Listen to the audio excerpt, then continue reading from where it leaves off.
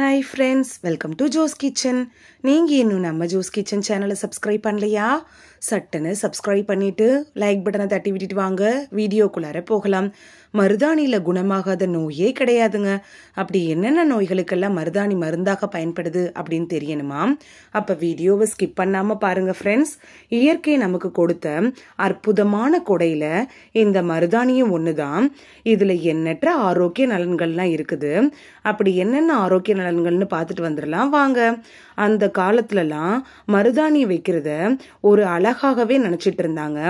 வீட்டில் விசேஷம் அப்படின்னா அதுக்கு முந்தைய நாள் இரவே எல்லாரும் மருதாணி செடியிலிருந்து மருதாணியை பறித்து அதை அரைச்சி கைகளில் கெமிக்கல் இல்லாத மருதாணியை பயன்படுத்தினாங்க.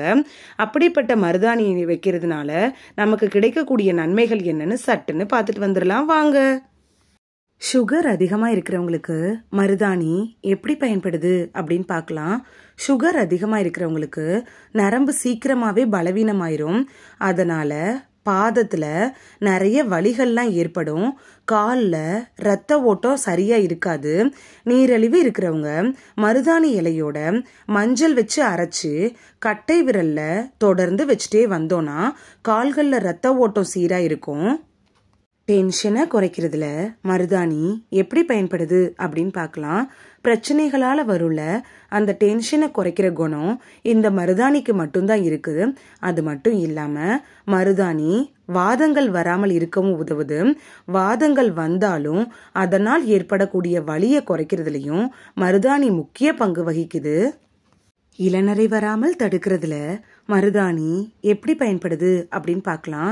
அந்த காலத்துலலாம் மருதாணி இலையை அரைச்சி சின்ன சின்ன வரட்டியா தட்டி அதை நிழல்லையே காய வச்சு தேங்காய் எண்ணெயில் பொரிச்சு அந்த எண்ணெயை தான் தலையில் தேய்ச்சாங்க. இது இளநரையை வரவிடாமல் தடுத்துச்சு. இதை தான் இந்த காலத்தில் ஹென்னா பேக் அப்படின்னு தலையில் போடுறாங்க. இதில் அமோனியா சேர்க்கறதுனால அலர்ஜி பிரச்சனை வர்றதுக்கான வாய்ப்புகள் அதிகமாக இருக்குது. தூக்கம் நல்லா வர்றதுக்கு மருதாணி எப்படி பயன்படுது அப்படின்னு பார்க்கலாம். மருதாணி இலைக்கும் சரி பூவுக்கும் சரி நமக்கு நல்ல தூக்கத்தை தரக்கூடிய சக்தி இருக்குன்னு தான் சொல்லணும். ராத்திரி நம்ம தூக்கம் வரல அப்படின்னு நினச்சோன்னா மருதாணி பூங்கொத்தை பறித்து தலையில் வச்சுக்கிட்டோன்னா நமக்கு நல்ல தூக்கம் கிடைக்கும்.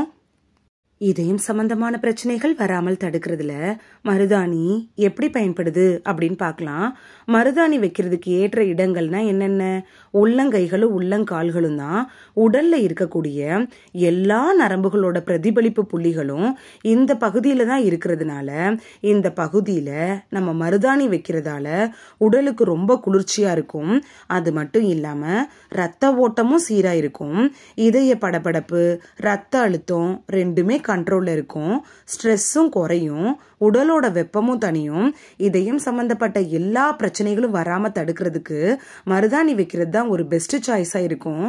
தீ காயங்களுக்கு மருதாணி எப்படி ஒரு மருந்தாக பயன்படுது அப்படின்னு பார்க்கலாம். தீக்காயம் பட்ட இடத்துல மருதாணி இலையை அரைச்சி பூசிட்டு வந்தோம்னா காயம் இருக்கிறப்ப ஏற்படும்ல அந்த எரிச்சல் தன்மை குறையிறதோடு வலியும் குறையும். காயமும் சீக்கிரமா ஆறும். காயத்தினால் ஏற்பட்டிருக்கும்ல அந்த தழும்புகள் ஏற்படுவதை கூட இந்த மருதாணி தடுத்துரும். தேமல் குணமாக மருதாணி எப்படி பயன்படுது அப்படின்னு பார்க்கலாம். மருதாணி இருக்குல்ல இது கழுத்துலையும் முகத்திலையும் நமக்கு வரும்ல அந்த தேமலுக்கு ஒரு நல்ல கை மருந்து அப்படின்னு தான் சொல்லணும். மருதாணி இலையை அரைச்சி அதை தேமல் இருக்க இடத்துல தேய்ச்சி குளிச்சுட்டு வந்தீங்கன்னா தேமல் மறையும். நகை சுத்தியிலிருந்து விடுபட செய்யறதுல மருதாணி எப்படி பயன்படுது அப்படின்னு பார்க்கலாம். மருதாணி இலையை அரைச்சி நகங்களுக்கு வைக்கிறதுனால நகத்துல எந்த ஒரு ஃபங்கல் இன்ஃபெக்ஷனும் ஏற்படாம மருதாணி நகங்களுக்கு ஒரு ஹெல்மெட் மாதிரி செயல்படுது அப்படின்னு தான் சொல்லணும். அது மட்டும் இல்லாம எந்த ஒரு சரும நோய் வராமலும் பாதுகாத்துக்கலாம். மருதாணி இலை ஒரு கிருமி நாசினி. இது நம்ம கண்ணுக்கே தெரியாம இருக்கும்ல அந்த கிருமிகளை கூட அழிக்கக்கூடியதா இருக்கு. நகைச்சுத்தி வராமல் தடுக்கிறதுக்கும் கைகளில் ஏதாவது புண்ணு இருந்துச்சுன்னா அதை ஆட்டுறதுக்கும் மருதாணி தான் ஒரு சிறந்த மருந்து. சளி இருக்கிறவங்க மருதாணியை எப்படி பயன்படுத்தலாம் அப்படின்னு சட்டுன்னு பார்த்துட்டு வந்துடலாம் வாங்க. சிலருக்கு மருதாணி வச்சுக்கிட்டோன்னா சளி பிடிக்கும். அதனால மருதாணி இலைகளை அரைக்கிறப்பயே கூடவே 7 அப்படி இல்லைன்னா 8 நொச்சி இலைகளையும் சேர்த்து அரைச்சி வச்சுக்கிட்டோன்னா சளி பிடிக்காது. மருதாணினால கிடைக்கக்கூடிய பலன்களும் அப்படியே கிடைக்கும். இந்த வீடியோல மருதாணி என்னென்ன நோய்களுக்கெல்லாம் மருந்தாக பயன்படுது அப்படின்னு தான் பார்த்தோம்.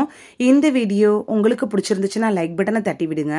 சப்ஸ்கிரைப் பண்ற ஃப்ரெண்ட்ஸும் மறக்காம லைக் பட்டனை தட்டி விடுங்க. இந்த வீடியோ உங்க ஃப்ரெண்ட்ஸுக்கு பயன்படணும் அப்படின்னு நினைச்சீங்கன்னா ஷேர் பண்ணி விடுங்க. நிறைய பேர் சப்ஸ்கிரைப் பண்ணாமல் பார்க்குறீங்க ஃப்ரெண்ட்ஸ். நீங்களும் சப்ஸ்கிரைப் பண்ணிட்டு பார்த்தா நமக்கு பவர் கிடைக்கும். நீங்கள் சப்ஸ்கிரைப் பண்ணிட்டு பார்க்குறது இது போன்ற வீடியோக்கள் தொடர்ந்து போடுறதுக்கு எங்களை மோட்டிவேட் செய்கிற விதமாக அமையும் ஃப்ரெண்ட்ஸ். சப்ஸ்கிரைப் பண்ணுறதோட மட்டும் இல்லாமல் பக்கத்தில் இருக்க பெல் ஐக்கானை கிளிக் பண்ணி ஆளுங்கிற ஆப்ஷனை கிளிக் பண்ணி வச்சிட்டிங்கன்னா நாங்கள் வீடியோ போட்ட உடனே நோட்டிஃபிகேஷன் உங்கள் செல்ஃபோனை வந்தடையும். நாளைக்கு வேறொரு ஆரோக்கியமான பதிவில் சந்திக்கலாம். தேங்க்யூ, பாய்.